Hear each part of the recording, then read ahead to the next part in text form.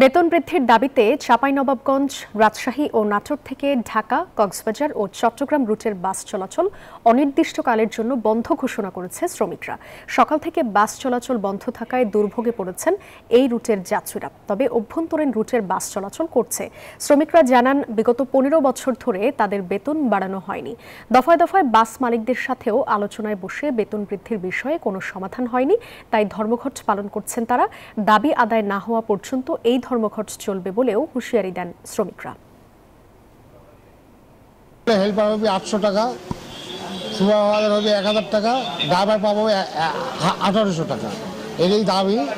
এই দাবি না মানলে গাড়ি ঘোড়া কেউ দিয়ে যাবে না।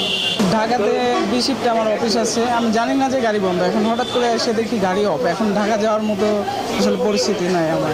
ঢাকা থেকে বের হয়ে কাউন্টারে আসলাম, এসে দেখি কাউন্টারে গাড়ি বন্ধ। আমরা যে দাবি করছি সেই দাবি না আসা পর্যন্ত আমরা কেউ কর্মে যাব না, আমরা কোনো গাড়ি আটকাবো না। আপনারা পারলে আপনার গাড়ি চালান। বান্ডেল থাকলে প্রতি সেনমানিতে টাকা বাঁচবে। বিকাশ সেনমানি বান্ডেল কিনে জিতুন প্রতি লেনদেনে।